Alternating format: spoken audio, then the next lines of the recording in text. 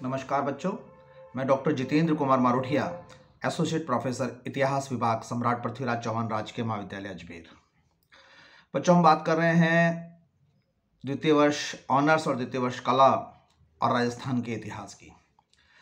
आपका पेपर है राजस्थान का सर्वेक्षण और मैं बार बार अपने वीडियो के माध्यम से जो अध्यापन होता है हमारा, उसमें मैं आपको कोशिश करता हूँ इस बात की कि आपको राजस्थान के इतिहास की सूक्ष्म जानकारी होनी जरूरी है। वहाँ के भौगोलिक और ऐतिहासिक तथ्य, वहाँ के राजनीतिक पृष्ठभूमि और उनकी उपलब्धियों की बात राणा उदय सिंह तक पहुंची। मेवाड़ के अभ्युदय की बात कर रहे थे, rise of Mewar in middle age, मध्यकाल में मेवाड़ का जो अभ्युदय हुआ उसके बारे में हम बात कर रहे थे। और अब एक ऐसे शख्सियत, ऐसे व्यक्तित्व की बात करते हैं जो न केवल इतिहास में, राजनीति में,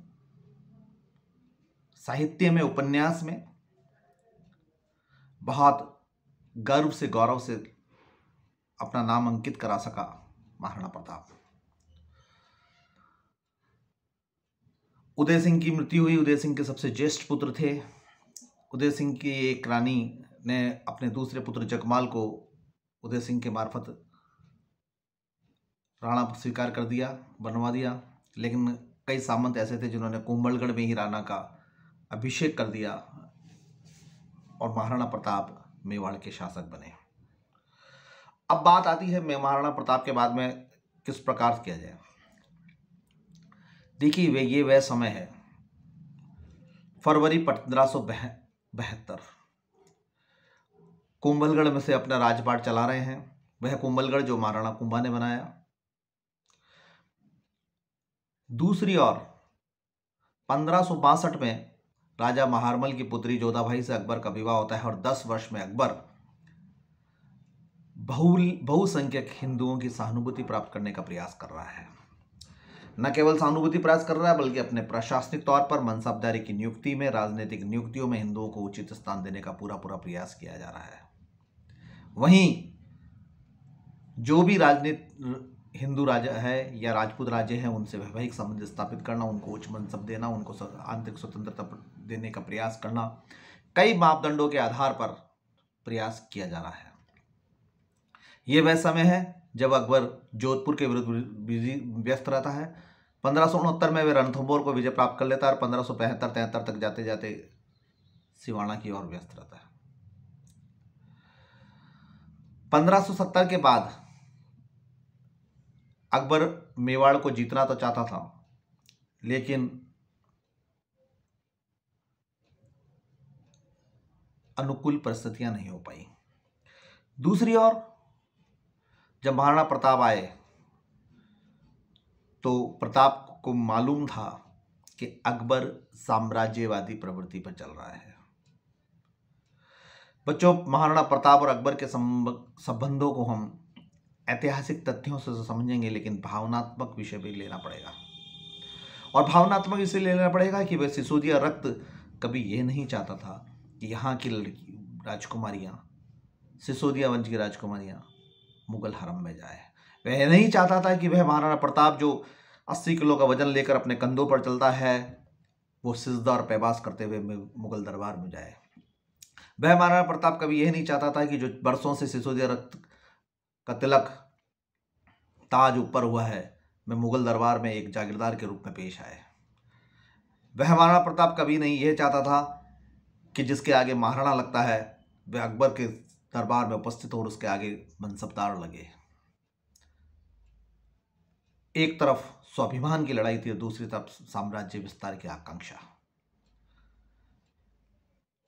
इतिहास के, अगर इतिहासकारों की बातों की बात करें तो यह संभवतः निश्चित है कि अकबर महाराणा प्रताप के व्यक्तित्व के इस भाग को बहुत अच्छी तरीके से समझने लग गया था और इसी कारण से 2-3 वर्ष तक व्यस्त होने के बाद अकबर ने महाराणा प्रताप के संपर्क के लिए प्रयास किया। अपने वाक्चातुर्य मंत्री जलाल खां को भेजा, असफल रहे। तत्पश्चात मार्च 1573 में उसने 22 वर्षीय युवा अपनी पत्नी के भतीजे आमेर के युवराज मानसिंह को भेजा। और मानसिंह और अकबर की मुलाकात कोई उदयपाल में बताता है, कोई उदयपुर की बताता है, कोई गोगुंदा की पहाड़ियों में बताता है, लेकिन ये सत्य है कि दोनों के बीच मुलाकात हुई और जब रात्रि भोज हुई तो उपस्थित नहीं हुए और अपने पुत्र को भेज दिया महाराणा ने अमर सिंह को। इसे अन्यथा लिया गया मानसिंह द्वारा। यद्यपि इस मुलाकात को बहुत रोचक तरीके से प्रस्तुत किया गया है, बहुत कटु आलोचना तरीके से प्रस्तुत किया गया है, लेकिन यह निश्चित है कि मानसिंह ये समझ गया था कि प्रताप अपने किस स्वाभिमानी तत्व के कारण उदयपाल की भोज में रखे गए उदयपाल की पाल में रखे गए उस विशाल भोज में स्वयं उपस्थित क्यों नहीं हुए। जब संदेश ये गया कि महाराणा नहीं आ रहे हैं तो मानसिंह वहां से रवाना हो गया।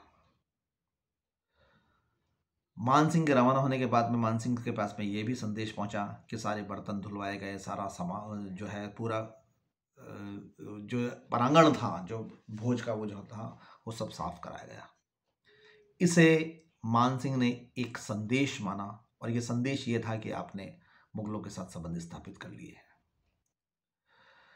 मैंने कहा ना बच्चों, ये स्वाभिमान की रक्त की लड़ाई, ये भावनात्मक पक्ष से आपको समझना होगा।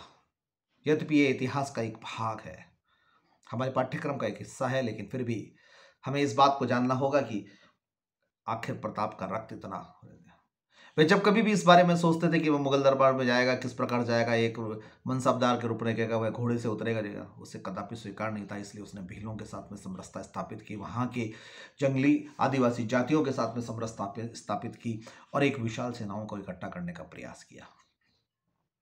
स्वयं युद्ध कौशल की तरह, आर्थिक स्थिति कमजोर थी, लेकिन बावजूद इसके भी उसने आसपास के क्षेत्र में, जो किरवा का क्षेत्र है, जो उस सारे क्षेत्रों में जिस तरीके से भी हो, प्रकृति पर निर्भर कर कृषि को महत्व देते हुए अपनी आर्थिक स्थिति को बनाने का प्रयास किया। वह मेवाड़ का भाग जो 1565 से चित्तौड़ की लड़ाई में उदय सिंह के समय से व्यस्त रहा है, आर्थिक पंगु रहा है, उसे प्रताप ने एक दिशा स्थापित की। अब आता हूं मैं अकबर द्वारा क्या प्रयास किए गए। अकबर इस चीज को जानता था, लेकिन यह भी जानता था कि महाराणा बहुत शूरवीर है, दृढ़ संकल्पी है, स्वाभिमानी है, देशभक्त की भावना कूट कूट कर भरी हुई है और किसी भी राजा के लिए इस प्रकार के व्यक्तित्व से सीधा युद्ध करना आसान भी नहीं होता है। इसलिए अकबर ने शिष्टमंडलों का प्रयास किया। पहले जलाल खां को भेजा, फिर मानसिंह को भेजा। तत्पश्चात फिर भी सफलता नहीं मिली तो मानसिंह के पिता भगवान दास को भेजा गया अक्टूबर 73 में, फिर भी सफलता नहीं मिली। उसके बाद में अपने राजस्व हिंदू मंत्री टोडरमल को भेजा। यहाँ ये देखने को बात आती है कि पहले जलाल खां को भेजने के बाद में अकबर के दिमाग में यह आया कि क्यों ना हमें उसी जाति के लोगों को भेजा जाए जो अच्छी तरह से बात करें और दोनों तरफ के सामंतों के बीच में भी बात होगी तो कहीं ना कोई व्यवस्था निकल जाएगी और महाराणा प्रताप अधिकार स्वीकार कर सकेंगे। अकबर के विभिन्न शिष्टमंडलों को, विभिन्न प्रयासों को, विभिन्न दृष्टिकोणों को महाराणा के पास में एक ही उत्तर था कि वे किसी भी स्थिति में स्वाधीनता स्वीकार नहीं करेंगे।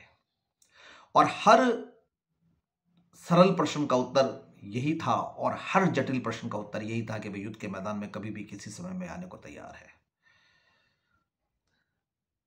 अकबर के पास जब ये संदेश पहुंचा तो अब अकबर निश्चित हो गए कि वह युद्ध की तैयारी करनी ही है।